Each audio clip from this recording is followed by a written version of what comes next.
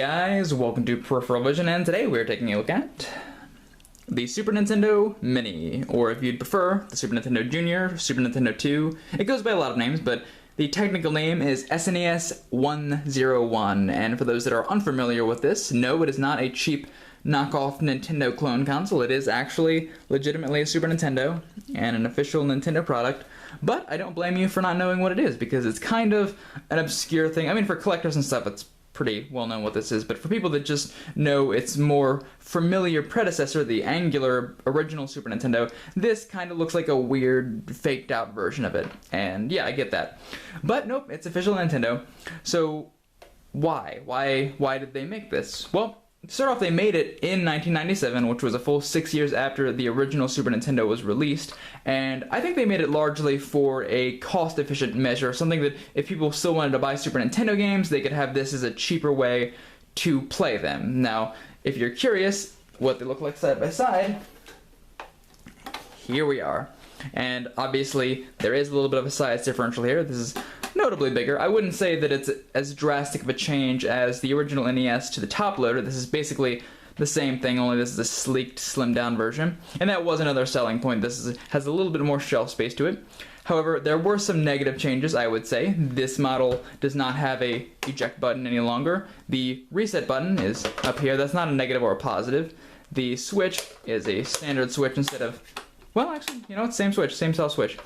The problem with that is this has an indicator light letting you know if it's on, and this does not. That's a big problem, for me at least, because I will switch it on, forget that it's on, and it'll stay on forever. And while the build quality between the two isn't that different, this is still a solid product, I would definitely not leave this on for days on end or something like that. So those are the major differences. If you turn them around, there are a few more. Behind this, there is AV out, RF out, and the AC adapter, then the channel switch. On here, we have just the AV out, the composite out, and the RF switch, or the the AC adapter. And that's what you got. Those are the differences. When I first discovered the Super Nintendo Mini, the first thing I thought was, oh, that's a neat thing. And that's kind of the impression that I still have with it. It's still a neat thing, and that's about it. The most interesting things you can say about it are just comparisons to the original one. Even the controllers, now something I forgot to mention before, there is one notable difference between the controllers. You see, this is a Super Nintendo controller, an official Nintendo Super Nintendo controller from the original Super Nintendo. And this is one from the Super Nintendo Mini. And you might not notice the difference right away, but if you look closer, the Nintendo logo is actually etched in to the SNES Mini's controller, which is, I think, cool. I like that. I like that a lot. I like it a lot. But it's not really a good or bad thing for most people, so fun fact about the controllers. And yeah, so that's basically this SNES Mini. It's kind of the thing. And should you get one? Well, I think that there's a lot of reasons to get one. Not anymore. Not the price reason isn't really a reason anymore, because the differential between an original and a Mini is maybe like $5 at this point. Some people will try to jack up the prices on the Minis.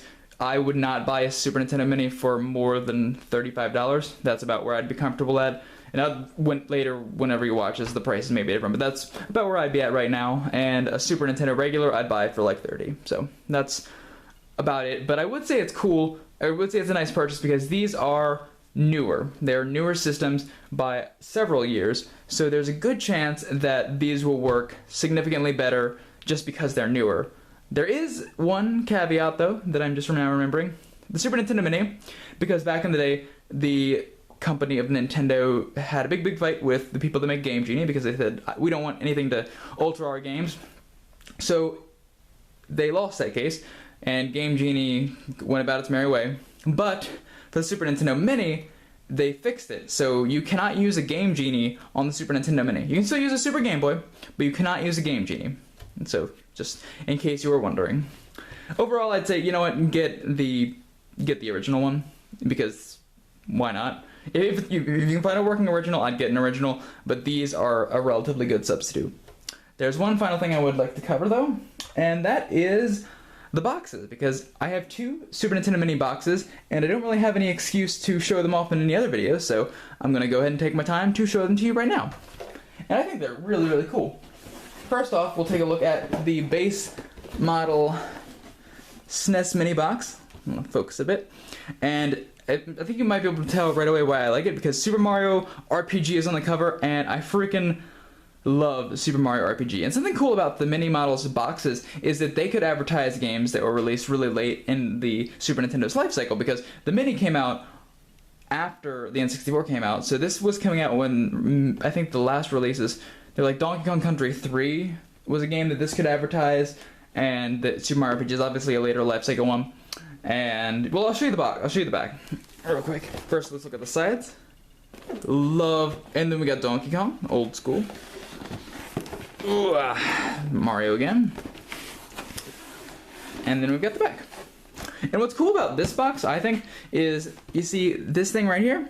Retailer must mail this card immediately to validate the customer proof of purchase. That means that this was never sold. This is a box that was never sold to someone. It went from the store directly into someone's hands and was never, like, purchased, at least officially.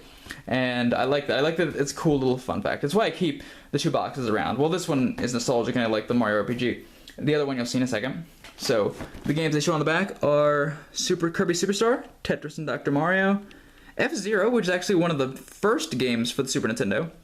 Then they've got DKC, weirdly enough, the Space Invaders game for the system, and Super Mario Kart. Now I'm going to show you a box variant, the Yoshi's Island one, because even in this era they had variants where they would put special games inside of it. And what's cool about it's just the sticker. You could peel this off. I wouldn't, but you could totally just peel this off. And as you can see, the rest of the box is exactly the same. No differences. And we'll go back. And on this one, that thing that I showed you before, that one isn't there, just ripped straight off. Here we can see that they are advertising Donkey Kong Country 3 and Arkanoid, Do It Again, and Tetris Attack. So those are the games that were being advertised on the other side. So overall, it's a cool thing. I like the design. It's not as interesting as some of the other revisions Nintendo's had over the years. I actually kind of like the box art more than I like the system itself, but that's the Super Nintendo Mini. Hope you enjoyed the review, and as always, later days.